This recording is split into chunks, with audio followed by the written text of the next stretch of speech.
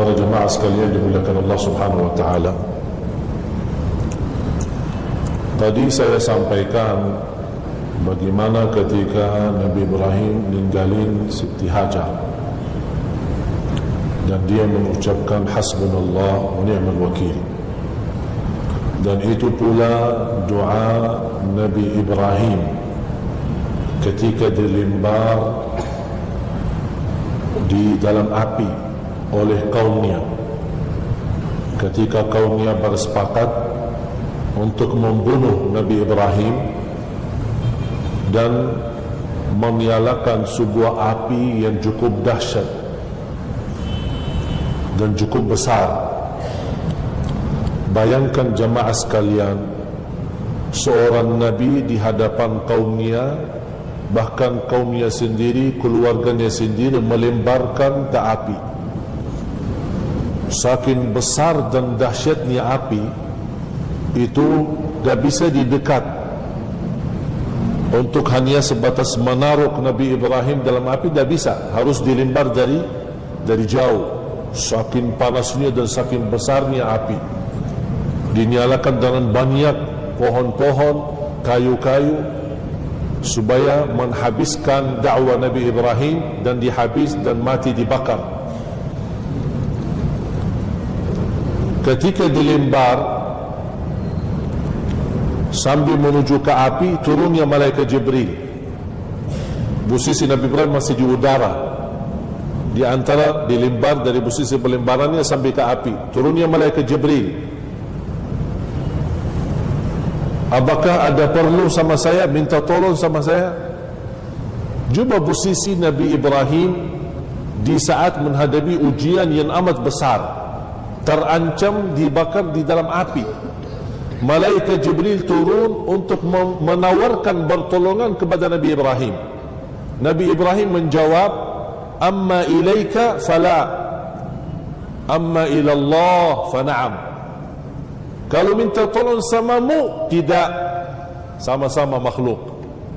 Tapi kalau sama Allah, saya perlu dan minta tolong. Hasbunallah wa ni'mal wakil. Hanya dengan keyakinan itulah yang disebutkan Imamul Muwahhidin, ahli tauhid, Nabi Ibrahim memiliki keyakinan yang luar biasa dahsyat. Sekali hanya sebut hasbunallah wa ni'mal wakil, langsung datang perintah Allah ke api. Qulna ya naru kuni bardan wa salama. Wahai api, jangan menyakiti Nabi Ibrahim, jadilah api yang dingin dan selamat. Karena kalau kata dingin saja, sujuk saja, bisa dinyakiti, bisa menjadi sakit. Nabi Ibrahim sakit dinginnya. Tapi kenapa disebut dalam Al-Quran bardan wa salaman, dingin dan selamat, supaya Nabi Ibrahim tidak juga sakit karena dinginnya api. Yang dilihat oleh mata kaumnya Nabi Ibrahim api, tapi yang terlihat di dalamnya Nabi Ibrahim malah sujuk, menikmat, sepertinya dari duduk di sebuah taman yang sujuk. Subhanallah. Inilah dahsyatnya hasbunallah wa ni'mal wakil. Dan itu pula hasbunallah wa ni'mal wakil ucapan Nabi kita Nabi Muhammad sallallahu alaihi wasallam ketika menerima berita sepakatannya kuffar Quraisy untuk membunuh beliau, dan Allah perintahkan berhijrah malam hari sembunyi-sembunyi dari Makkah ke Madinah, dan dia mengucapkan hasbunallah wa ni'mal wakil. Allah jadikan tempat tersembunyi Nabi Muhammad di sebuah gua, Allah tutupi sepertinya tidak pernah ada yang huni di sana, dan dilihat oleh kuffar Quraisy tidak mungkin ada orang sembunyi di dalamnya. Inilah dahsyatnya hasbunallah wa ni'mal wakil.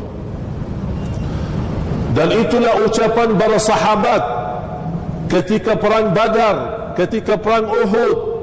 Sahabat berkata hasbunallah wa ni'mal wakil. Dan Allah sebutkan dalam Al-Quran surah Ali Imran, alladzina qala lahumun nasu innan nasa qad jama'u lakum fakhshawhum fazadahum imana.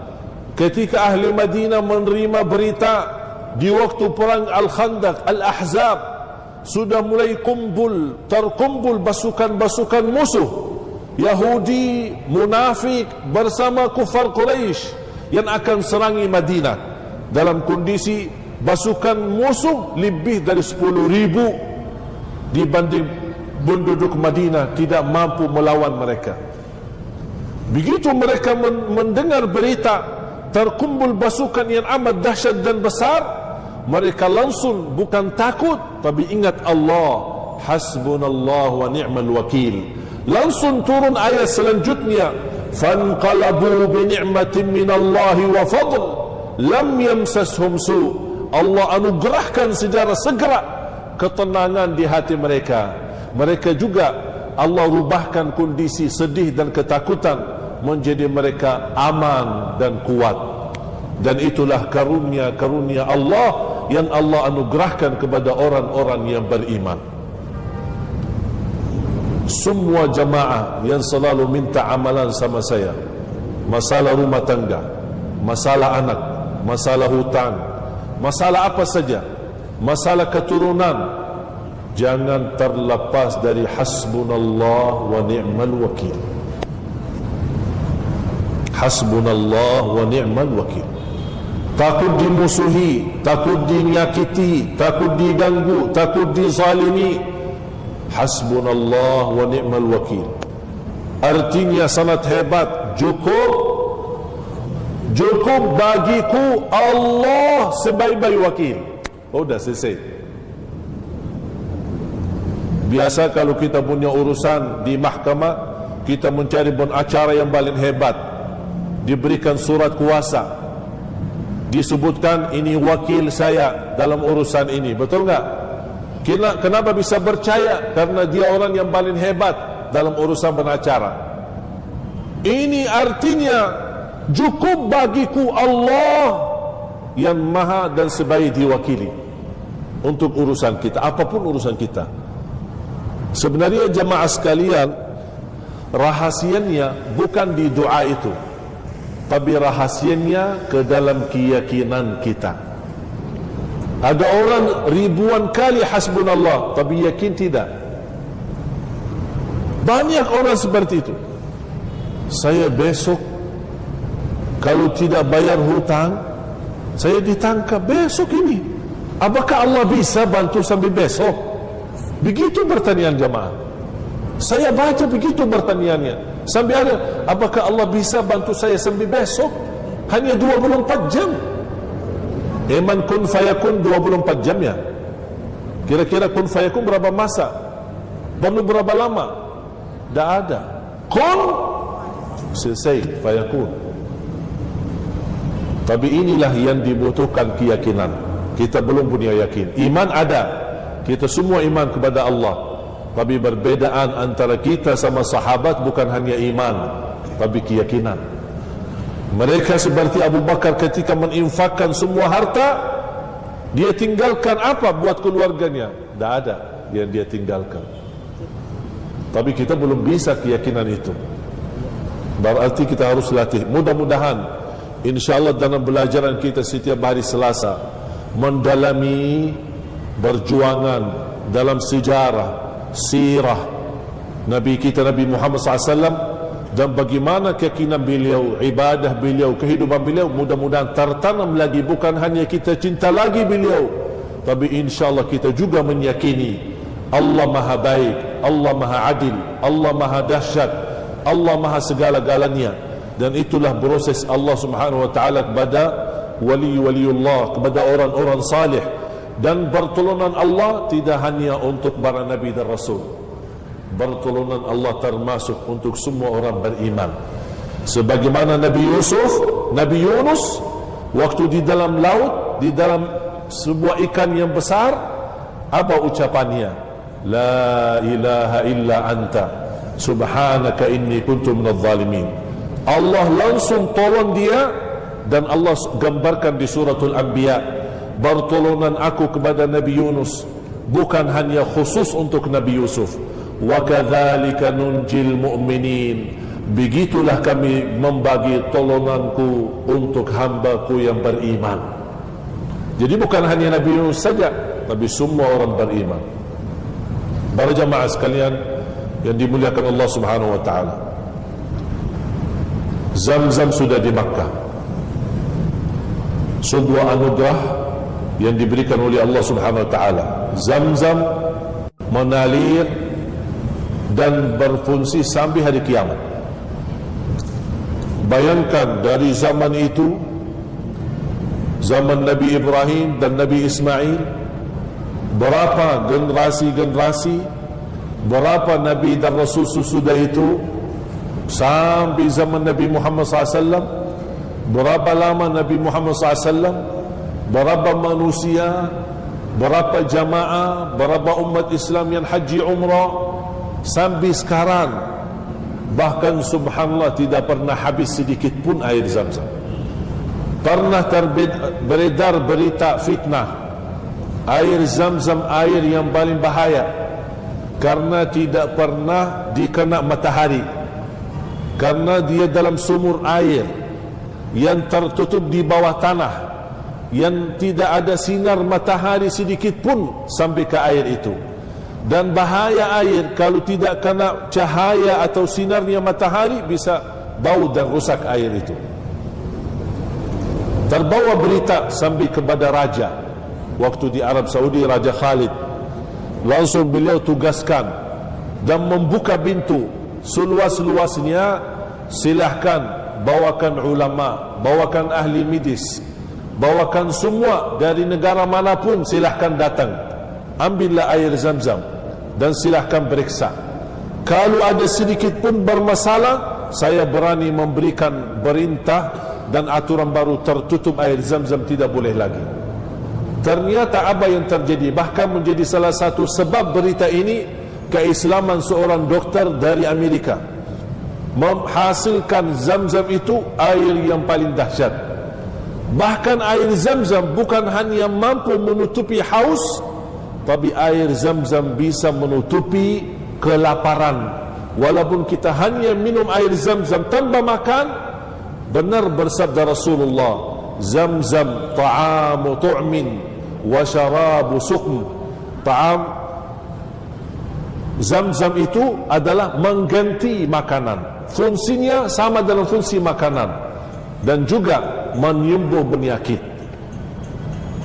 Allah anugerahkan kepada Nabi Ismail dan Siti Hajar, dengan adanya air mulai tanda kehidupan. Pertama, suku dan kabilah yang datang melalui, karena kota Makkah itu tempat dilewati oleh banyak rombongan suku-suku dan grup-grup dari beberapa negara, khususnya dari Yaman ke Palestina. Dulu Palestina dan di samping daerah Palestina dinamakan Asyam, Biladus Syam. Sekarang sudah dipecah, Suria, Lebanon, Jordan, Palestina. Dulu satu, disebutkan Palestin dan Biladus Syam. Dan dua negara di saat itu yang ma'mur, negara Yaman dan negara Asyam.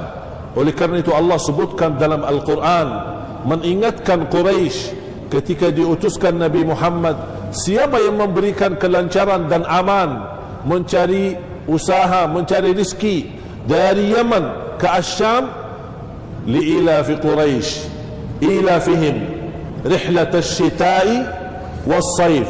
Di musim panas mereka ke Yaman, di musim dingin mereka ke Asyam, dan semua barang tertukar dari Yaman dan Asyam dibawa ke Makkah, menjadikan kota Makkah terkabul doa Nabi Ibrahim, ya Allah jadikan tempat ini makmur dengan segala rezeki. Makkah termasuk salah satu kota, segala makanan yang ada di muka bumi ada di Makkah.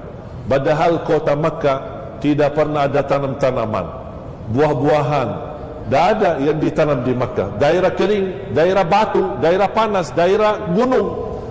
Bahkan kurma pun tidak ada di Makkah. Kalau kurma ada di Madinah. Tapi subhanallah, itulah doa Nabi Ibrahim, supaya Allah anugerahkan rizki dan kemakmuran di kota Makkah. Allah kabulkan doa Nabi Ibrahim. Nabi Muhammad lagi berdoa, ya Allah berkahi Madinah 2 kali lipat sebagaimana ya Allah engkau kabulkan doa Nabi Ibrahim untuk Makkah. Begitu doa Nabi Muhammad, ya Allah engkau kabulkan doa Nabi Ibrahim untuk Makkah, kabulkanlah doaku 2 kali lipat untuk kota Madinah.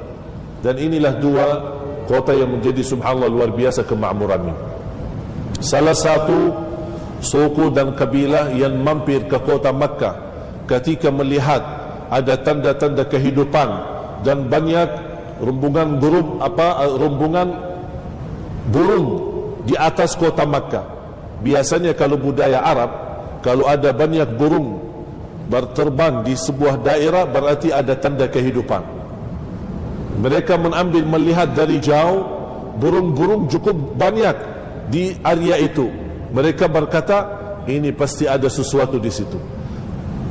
Kabilah yang datang dari Yaman tujuannya mau ke Palestina, suku Jurhum, disebutkan Jurhum, dan itu termasuk salah satu kabilah. Semua keturunan Arab dari situ, semua bangsa Arab keluar dari situ, keturunan sampai sekarang. Disebutkan asal usul Yaman, bahkan disebutkan kata Yaman adalah asal usul semua orang Arab dari Yaman. Kabilah Jurhum begitu sampai ke daerah melihat Siti Hajar dan Nabi Ismail, dan masih Nabi Ismail anak masih kecil, disebutkan melihat ada air, tapi cuba lihat kehormatan dan kemuliaan mereka. Walaupun mereka lebih banyak, bisa saja dikuasai Makkah, bisa saja dikuasai air itu dan diambil alih oleh mereka, tapi mereka datang dengan adab, dengan kemuliaan akhlak, minta izin sama Siti Hajar, boleh enggak kami gabung dan boleh kami nikmati minum air ini? Diizinkan oleh Siti Hajar. Dari situlah Nabi Ismail tumbuh dekat dengan rombongan yang asli Arab, karena dalam sejarah disebutkan di saat itu Nabi Ismail belum bisa berbahasa Arab. Nabi Ismail belajar bahasa Arab sama suku dari Yaman yang bernama Jurhum. Bahkan sampai dewasa Nabi Ismail, dan bahkan beliau nikah dengan mereka, dan dari situlah turunnya keturunan Nabi Ismail, mulai dari seterusnya sampai Bani Hashim, yang salah satu Hashim adalah kakek dari Rasulullah SAW. Berarti Hashim dari Nabi Ismail, Nabi Ismail dari Siti Hajar. Nabi Ismail bernikah dengan warga Yaman, kembali asal usul mereka ke Yaman, dan tercampur dengan nasab yang mulia dengan Nabi Ibrahim, Siti Hajar, Nabi Ismail, Yaman, kemudian keturunan-keturunan selanjutnya sampai ada disebutkan kata Bani Hashim. Salah satu kakek Rasul, Hashim ibnu Abdi Manaf. Sebenarnya nama beliau bukan Hashim, nama beliau Amru ibnu Abdi Manaf, tapi itu sudah nama dikenal Hashim. Mengapa? Karena beliau seorang yang sangat memuliakan jamaah haji, dan beliau sendiri yang menyediakan kesukaan Arab di masa itu. Kesukaan Arab makanan adalah dinamakan al-tharid, sebuah makanan roti dicampur dengan sup, seperti kalau kita bilang sup kikil atau sup kambing, tapi dicampur dengan roti, dihaluskan dengan tangan. Dan beliau tidak mau mewakili orang lain, dia sendiri. Dalam bahasa Arab, Yahshim, Yahshim Hashim, Yahshim Hashim, itu disebutkan dia sendiri yang melayani, dan dia sendiri yang bikin roti dengan supnya itu, dan dia memberikan kepada jamaah haji. Walaupun beliau di saat itu masih bukan Islam, tapi begitu luar biasa sepakatan Quraisy, walaupun mereka kafir, tapi melayani jamaah haji itu sebuah budaya yang tidak bisa dimainkan. Datang dari Hashim ibnu Abdi Manaf, kakeknya Rasulullah, yang disebutkan Abdul Muttalib. Abdul Muttalib. Jamaah sekalian, sebelum saya menceritakan cerita Abdul Muttalib, ada salah satu kejadian di Makkah. Karena sudah Makkah menjadi makmur dengan adanya air Zamzam, Nabi Ismail sudah menjadi anak yang dewasa, bernikah dengan seorang wanita dari Jurhum, berasal dari Yaman. Mulai beredar banyak kemakmuran dan banyak kehidupan di Makkah. Didatangi sebuah suku dari Arab juga, disebutkan Bani Ghatafan. Terjadi isu adu domba antara Jurhum dan Ghatafan. Terjadilah perang antara mereka. Tapi ketika terjadi perang antara Jurhum sama Ghatafan, Jurhum merasa diri tidak mampu melawan karena pasukan Ghatafan lebih hebat dan lebih kuat. Akhirnya mereka mengambil keputusan, daripada Ghatafan menguasai Makkah dengan air, kami tanamkan air itu saja, ditutupi dengan tanah, ditutup, dilimbar tanah, dilimbar kayu, dilimbarkan batu, sampai terendam air Zamzam, tertutup total, bahkan tidak bisa ditanda. Karena di situ belum ada Ka'bah. Ka'bah, jamaah sekalian, sebelum ada air Zamzam, kalau Nabi Adam ada Ka'bah, zaman Nabi Nuh ada Ka'bah. Terus kenapa zaman Nabi Ibrahim tidak ada Ka'bah? Karena Al-Ka'bah hancur sebab banjir besar waktu zaman Nabi Nuh. Dan pernah Nabi Nuh doa, karena kufar tidak mau mengikut, termasuk anaknya sendiri, dia pernah berdoa, ya Allah, sudah tak ada yang mau terima. Dia Allah perintahkan suruh yang beriman ajak naik sebuah kapal. Dilihat oleh kaumnya, oh kapal di daerah kering, di badan pasir, buat apa? Dilihat sama kaumnya, diketawain sama kaumnya, oh Nabi Nuh sudah menjadi seperti ini. Kau dia membuat sebuah kapal besar, mengajak orang beriman, diminta ajak kita, ayo yang naik kapal akan selamat. Selamat dari apa? Badan pasir. Apanya aneh sekali. Kau bikin kapal di badan pasir buat apa? Mereka tidak tahu ada rencana Allah Subhanahu wa taala, sampai terjadi banjir yang amat dahsyat. Di antara akibat banjir besar itu kehancuran Al-Ka'bah sendiri. Pondasi Al-Ka'bah ada, dasar Ka'bah ada. Oleh kerana itu salah kita sebutkan Nabi Ibrahim pertama yang membangun Al-Ka'bah, itu salah. Bukan Nabi Ibrahim membangun Al-Ka'bah, tapi pertama yang membangun Al-Ka'bah, ada riwayat disebutkan malaikat. Yang kedua Nabi Adam, dan seterusnya sampai zaman Nabi Nuh. Habis hancur sebab banjir besar, Allah perintahkan Nabi Ibrahim mengulang lagi. Oleh kerana itu kalau kita perhatiin dalam Al-Quran bahasanya apa? Wa idh yarfa'u Ibrahimul qawa'id. Artinya Nabi Ibrahim membangun kembali, mengulang kembali, menangkat, meninggikan. Berarti tidak ada bahasa membangun pertama, karena memang dasar Al-Ka'bah memang ada.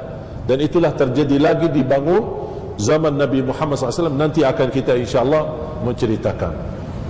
Tertanam Zamzam, sudah tidak ada bekas, tidak ada air, dan manusia pun berusaha mencari. Habis terjadi perang, berusaha mencari di mana Zamzamnya, karena sudah terlebar berita kemana-mana ada air, tapi sebab perang sudah kehilangan air.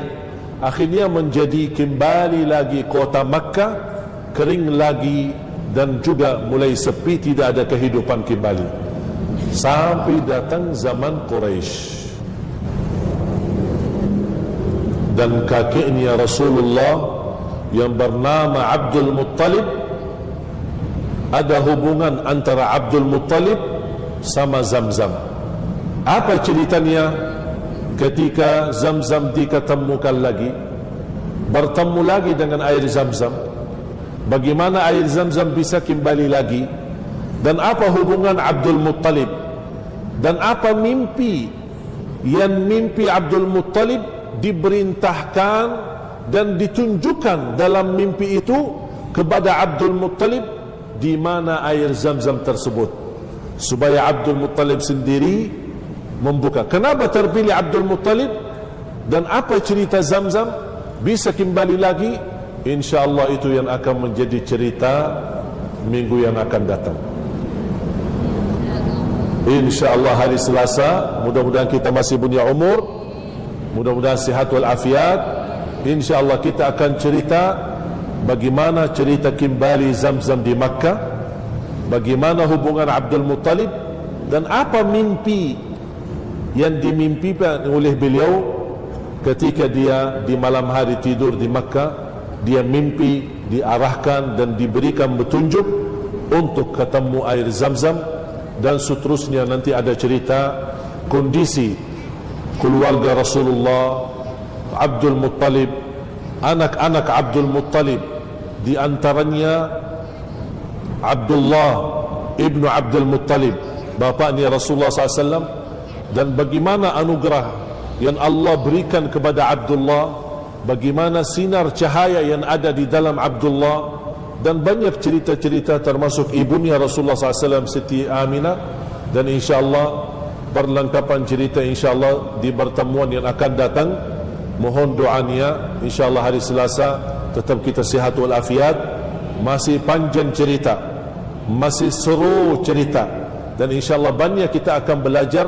Mudah-mudahan dengan kita mendalami asal usul perjuangan dan cerita keturunan Nabi Muhammad SAW, membuat kita lebih mencintai beliau, lebih mempelajari sejarah beliau, dan lebih mengikuti lagi sunnah-sunnah beliau, supaya insya-Allah nanti di hari kiamat kita bertemu dengan beliau kembali di dalam surga Allah Subhanahu wa taala. Kita doa khusus untuk guru kita Profesor Dr. Ali Mustafa Yaakob, yang memang ini menjadi salah satu cara Allah dan tanda-tanda akhir zaman. Allah mengangkat ilmu. Sahabat Rasul bertanya, ya Rasulullah, bagaimana Allah mengangkat ilmu di akhir zaman? Kata Rasulullah SAW, Allah mengangkat ilmu dengan wafatnya ulama. Allah mengangkat ilmu dengan wafatnya ulama. Sampai datang satu zaman sudah tidak ada ulama lagi, dan disitulah manusia akan menjadi manusia tersesat dalam kehidupannya. Na'udzubillah. Oleh karena itu jemaah sekalian, kita di masa banyak fitnah, banyak musibah, banyak ujian, dekatilah dengan ulama, ambil hikmah dan pelajaran dari ulama, ikuti nasihat ulama, khususnya ulama yang ikhlas, ulama yang memang tidak ada harapan yang diharapkan selain ridha Allah, ulama yang benar-benar berduli kepada masyarakat, berduli kepada umat Islam khususnya di Indonesia, apalagi di kota Jakarta yang kita menghadapi proses yang begitu luar biasa, politik, ekonomi, sosial, banyak ujian. Sambil mohon maaf, umat Islam salah diarahkan, umat Islam bingung mau tidak tahu kemana lagi. Karena menurut saya, kalau umat Islam kehilangan kepercayaannya kepada ulama, tunggulah kehancuran umat Islam. Kalau sudah kehilangan kepercayaan ulama, tunggulah kehancuran umat Islam. Mudah-mudahan dengan silaturahim kita selalu kepada ulama, mudah-mudahan insyaAllah kita saling menguatkan antara silaturahim. Bukan kita membuka aib. Semua termasuk saya mohon maaf, pasti ada salah, ada kekurangan. Mohon kalau ada kesalahan dan kekurangan, saya senang kalau ada masukan dari jamaah. Saya suka mengikuti masukan dan selalu mencari yang terbaik, karena kita manusia tidak maksum, kita manusia tidak terlepas daripada salah. Dan bahagia seorang yang dinasihati, dia terima, bukan sombong menolak. Dan kita mendoakan guru yang mulia Profesor Dr. Ali Mustafa Yaakob dan semua ulama-ulama kita, asatidah, yang Allah subhanahu wa ta'ala memanggil mereka duluan, mudah-mudahan Allah subhanahu wa ta'ala ampuni mereka. Mudah-mudahan Allah naikkan darjat mereka, Allah muliakan mereka di akhirat, menjadikan kuburan mereka raudhatu riyadil jannah, taman dari taman surga.